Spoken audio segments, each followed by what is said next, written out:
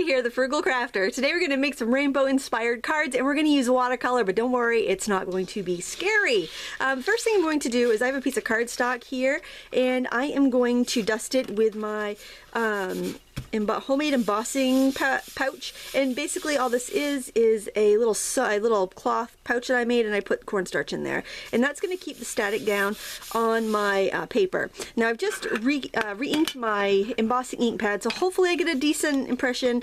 Right after you re-ink it, it's usually not the best because you get you know, it's hard to control how much fluid is coming off there, but I think I've got a pretty decent impression. So I'm going to go ahead and stamp this. The stamp is by Purple Onion Designs, and it is the birthday note block, and I got it a few years ago, but I think it's a pretty popular design that's still around. And I just tried stamping this a few minutes ago. It's amazing. Just a couple minutes makes a big difference when you re-ink your stamp pads to how it will stamp. Whoop, they're a little fuzzy on there. Alright, so you want to very liberally put on your embossing powder. This is just a clear detail embossing, and a detail embossing powder has finer granules, so it's going to capture the details of text a little bit better. And I'm doing this over a scrap of cardstock because I don't want to get that on my silicone mat. You can see I've got a pretty good detailed impression there, because it's the static of the silicone mat is awful with the embossing powder and glitter. It's like those mats are great. Nothing sticks to them except for embossing powder and glitter. The static is just terrible, and I've had to take them outside and hose them off, and you know, even then sometimes I can't get all the glitter and stuff off of those. Alright, so I'm going to heat this with my heat gun, and I think I'll do it while you guys are right here because I often get asked how long it takes. And I'll also tell you, for this particular technique, white smooth cardstock works better than hot pressed watercolor paper, and I think it's because the watercolor will sink into the paper a little bit more. Cardstock's a little bit more absorbent, and then you can go and you can actually wipe off any extra paint off of the embossed areas with a damp paper towel or Q-tip, and it doesn't remove it from the paper so much because there's not the sizing in cardstock that watercolor paper has. I hope you can hear me all right. I wanted to keep this on because I wanted you to see how long it takes to emboss this, because I do get asked that question whenever I edit this part out. Alright, there we go. That didn't take too long, and you can see the shininess there. So what I'm going to do now, and I will trim this out. The reason I used a larger piece of cardstock was so that I'd have the flexibility to trim it however I wanted. And I'm going to wet this with just some water because my water bucket, I usually have my water buckets full downstairs, but I've been working upstairs so much because it's been so darn cold down here that my water bucket has pretty much evaporated. Look at that. Oh, I love it. I love Resist. I love the way it looks. And even though my water is disgusting, it's still, my colors are still looking pretty pure. So I'm overlapping my colors so that I'll get a nice rainbow blend. So this card is actually for my friend Kelly, who wrote the book The Rainbow Pants, and I illustrated it I think it was 2 years ago we did that project. It was so much fun, and we're all kind of hitting milestone birthdays right now.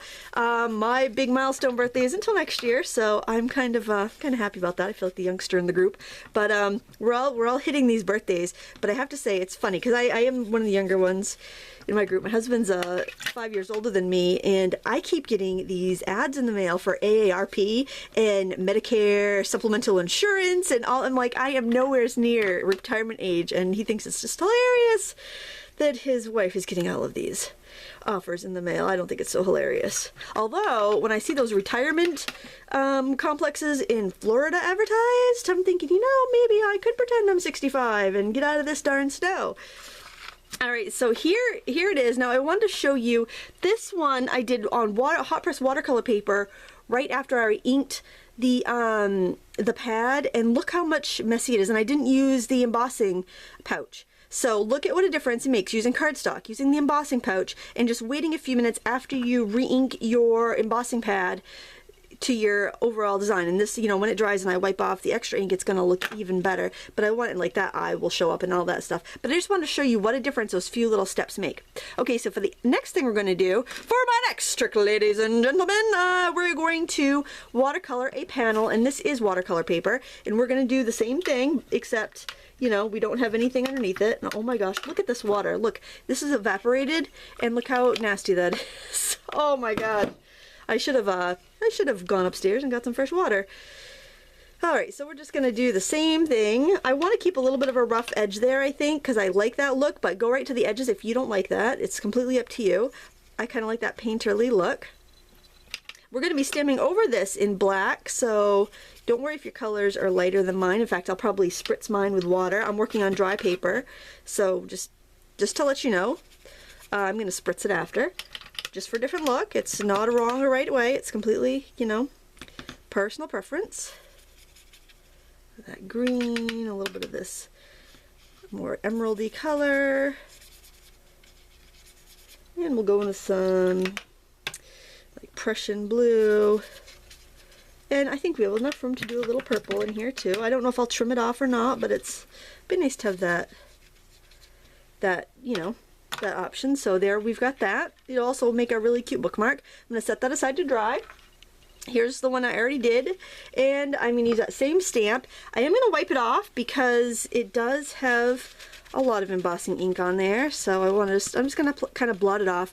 I usually don't bother if I've used the glycerin or embossing ink because it does tend to condition your stamps well, but since I'm going right away with this black ink, I want to make sure that my stamp doesn't have, I don't want it to make my black ink transparent. So this is VersaFine Onyx Black. It's one of my go-to black inks. It's probably my favorite pigment ink because it's got a very firm spongy pad, so I don't feel like I'm getting globs of ink like I do with some embossing ink pads.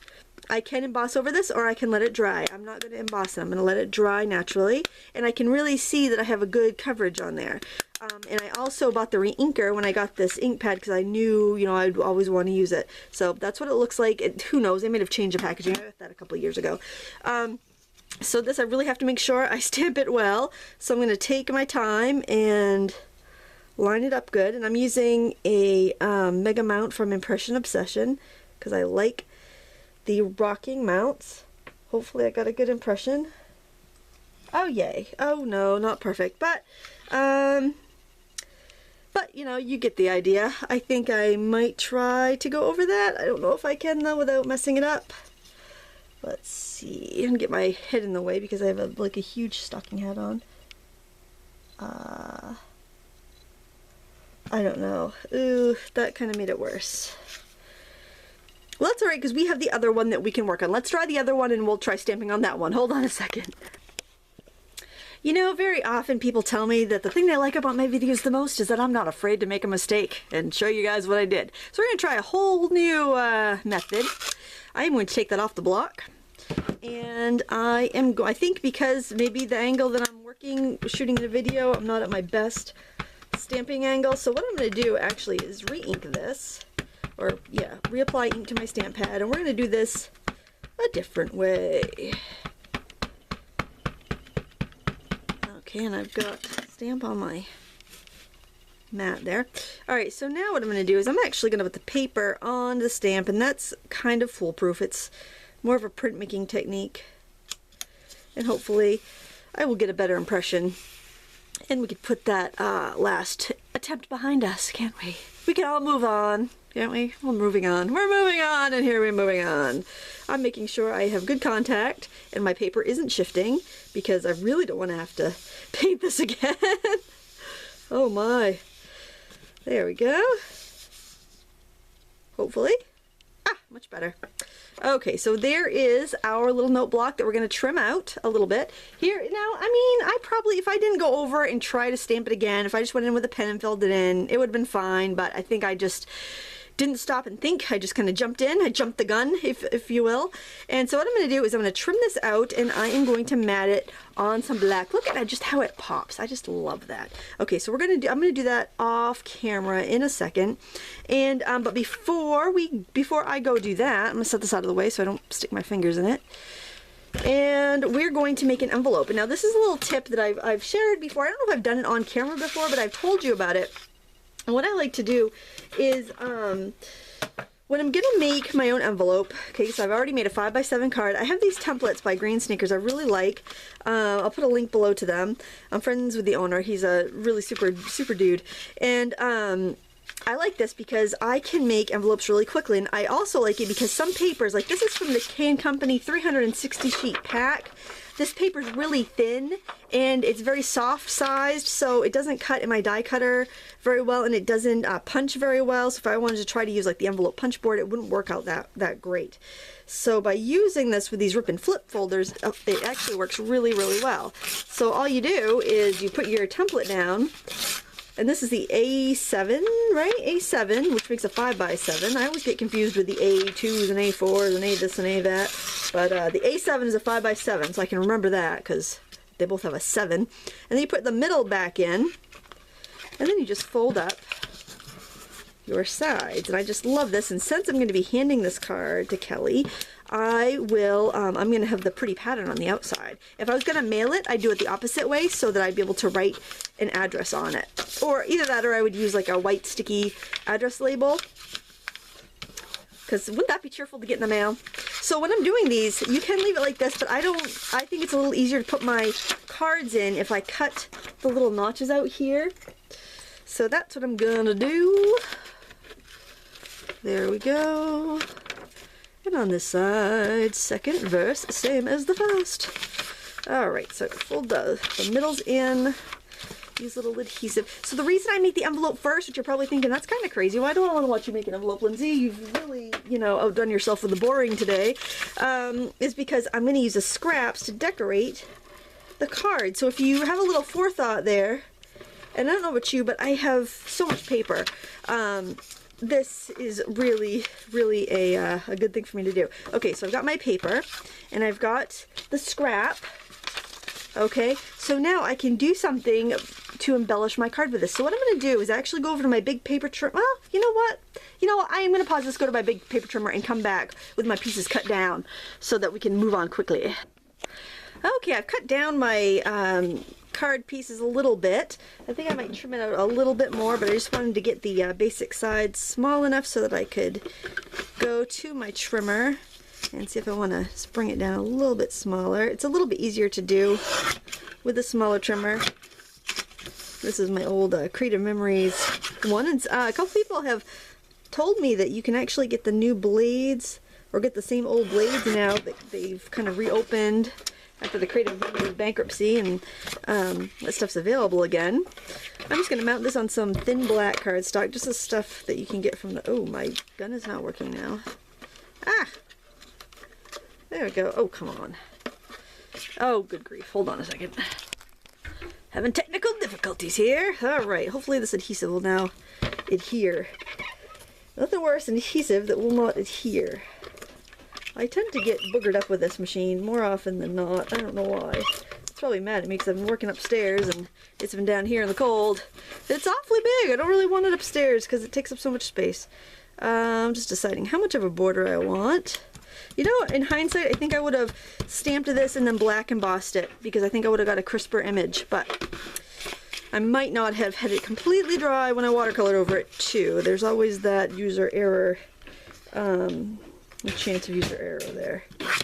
Alright, we're going to just trim that off. And then let's take a look at our card base, which hopefully my fingers are clean. Oh, that even looks kind of cool, just there, just fresh and clean on that white card base, which is a nice thick Recollections from Michaels that I kind of have to make myself use, but I kind of want to hoard it because it's so lovely. Alright, and I am just going to trim that down a little bit and have it go end to end. I think I just need to take, I can eyeball it, I think I just need a little sliver off there, and I just need to straighten that out because where I tore it from the template, it's not exactly straight. There we go, that should work out pretty well. I can always cut it from the back if it's a little too long. It is, but that's fine. Hopefully this adhesive machine works with me. I don't know, it wants to like stick to the release paper. That's not right. I don't know, the cheap tape. I gotta talk to my friend Val. Val, if you're watching, I do appreciate that gun. It's really awesome, but I like the tape that you sent me that was from your cheap tape place. I think it was like called Fine Tape or Tape Depot. Would you tell me what the name of that company was if you're watching, Val? Don't you love this? I'm speaking directly to you, and all the thousands of people that are watching my videos are hearing this conversation I'm having with my friend Val. Well, well, you know, this is one of those easy breezy Saturday morning crafting in your bathrobe type of videos. All right, hey, I like that. Okay, and there's our little envelope. Now, we have this that we dealt with at the beginning of the video. I like that's very, I really am impressed with that. Probably nobody else is, but I like it. I'm going to take a tissue, or you could use a Q-tip. Well, I'm going to get a Q-tip too while I'm at it. All right, here, look at that. I'm all prepared. And brand new Q-tips. Ooh, fancy. I've never opened this package before. So we'll try both methods. We'll try the Q-tip method and the tissue method. And basically you can go in, and if you feel like you need a little control, use a Q-tip. I can't dip this in my bucket of water because, as we previously saw, it's pretty gross. So you could do that. Or you can take the tissue and wrap the tissue around your finger, or paper towel, whatever you prefer. You just want to make sure you don't wipe too much paint off the paper, but since we've worked on cardstock, if you remember, it shouldn't wipe it off the paper too much, and you will need to keep moving to make sure you don't just reliquefy paint. Probably paper towel is better because it's a little bit stronger. You could try baby wipe too, that ought to work. Pretty much anything, I think, any sort of cloth. But see, you could see where I kind of blended that green because you pick it up off of one area. Let's try baby wipe. Why don't we? Let's go crazy here. Here we go. Get a baby wipe. We'll try that. Look at that. We're experimenting. It's okay if this doesn't work out because I got the card done already. I don't really, this doesn't have to work out. This is our little play experimentation. Okay, so we can do a baby wipe. The baby wipe, you know, has a little bit of soap in it, I think. So it kind of wants to pick up the paint off the paper. So I think that probably a Q-tip is our best bet. There's our eye. Remember, we lost our eye and now it's back. Hello, letter I. How nice of you to join us. Okay. Yeah, I'm really thinking the Q-tip is the way to go because you just have a lot more control. Or maybe some sort of sponge, like tiny sponge that you can wipe off. You have to be really careful around yellow because we don't want to lose any of the definition there because yellow is so light. I think this, you know, this would be really cute, I think, in a little like 5x7 frame. Don't you think? Like how they do those like framed word art and stuff for parties. That would just be adorable, I think. So I'm just gonna eyeball this to cut it straight. I really like the raw edge, like having the raw painty edge there, so I really want to leave that. So I'm just gonna try to eyeball that there. I don't know if I'm doing a very good job because I'm looking at it. You'd be able to tell better than I can because you're seeing it right straight on and I'm seeing it at an angle. So this would be like a perfect dollar store craft. Picture a 5x7 dollar store frame around this. Can you imagine it? Oops, I gotta push down on that lever. I gotta push down on this thing. My fingers are wet. I don't want to touch the artwork because it's gonna make a mess. Or I could trim it out really close and use it for a gift tag. So there you have it. Some ideas for you. Get out your text stamps and have a play with watercolors, and I'll put a link to the things that I used. I haven't been sponsored to do this video, but you know, it'll help you find them anyway. Please give me a thumbs up and subscribe if you like this video, and tell your friends. We can have fun crafting together. Thank you so much for watching. Until next time, happy crafting!